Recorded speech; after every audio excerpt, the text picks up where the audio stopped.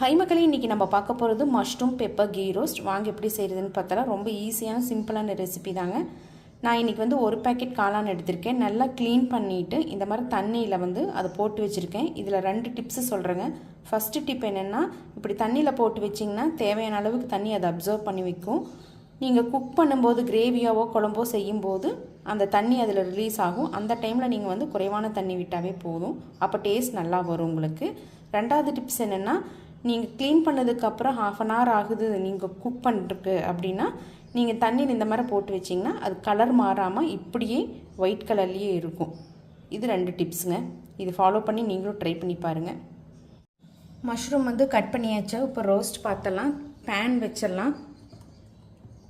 Pan காஞ்ச உடனே 1 table spoon அளவுக்கு கீ விட்டுக்குங்க. நெய் நல்லா உருகுனது இந்த தேவையான அளவுக்கு இந்த மாதிரி கறிவேப்பிலை போட்டுக்கங்க. அது பொரிஞ்சது தனியாக எடுத்து வச்சிடலாம்.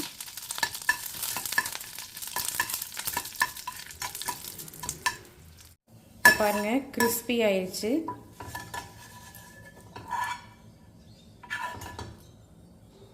இது கடைசியில் சர்வ் பண்ணும்போது மேலே அப்படியே போட்டு கொடுத்தா உங்களுக்கு சாப்பிட்றதுக்கு நல்லாயிருக்கும். அதுக்காக தான்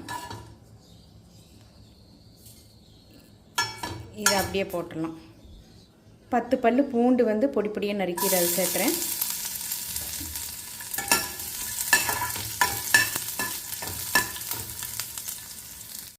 இது நல்லா வதங்கிருச்சு. இப்போ பொடியாக நறுக்கிய ஒரு பெரிய வெங்காயம்,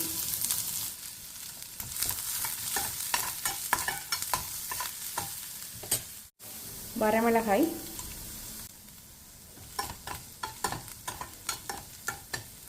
இது நல்லா வதங்கிடுச்சு. இப்போ நம்ம கட் பண்ணி வச்சுருக்க மஷ்ரூம் சேர்த்திக்கலாம்.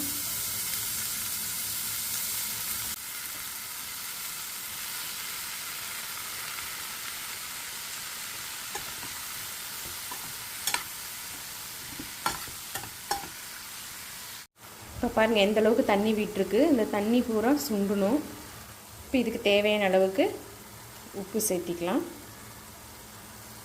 உங்கள்கிட்ட மிக்ஸ்டு ஹர்ப்ஸ் இருந்தால் அது சேர்த்திக்குங்க. இல்லைன்னா ஆரிகேனோ சேர்த்திக்குங்க. இது கொஞ்சம் எக்ஸ்ட்ரா ஃப்ளேவர் கிடைக்கும் நம்மளுக்கு.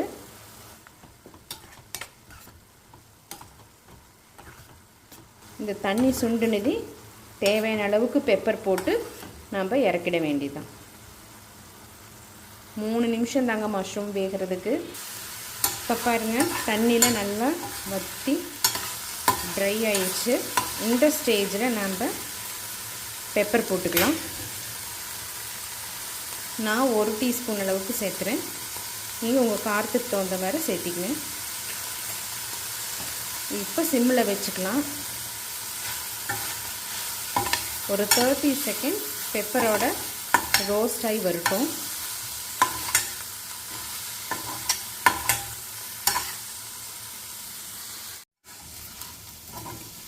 அவ்வளோதாங்க, நல்லா ரோஸ்ட் ஆகி வந்துருச்சு. நீ சர்வ் பண்ணிடலாம்.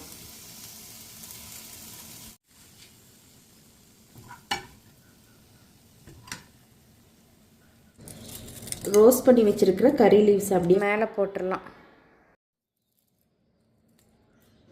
அவ்வளோதாங்க, சூப்பரான mushroom pepper ghee roast ready ஆயிடுச்சு. இதே மாதிரி நீங்கள் செஞ்சு பார்த்துட்டு எப்படி இதுன்னு மறக்காமல் உங்களுடைய அனுபவங்களை என்னுடைய கமெண்ட் செக்ஷனில் பதிவிடுங்க. லைக் பண்ணுங்கள், ஷேர் பண்ணுங்கள், மறக்காமல் சப்ஸ்கிரைப் பண்ணிவிடுங்க. நாளை வேறொரு பதிவில் சந்திப்போம். அதுவரை நன்றி, வணக்கம்.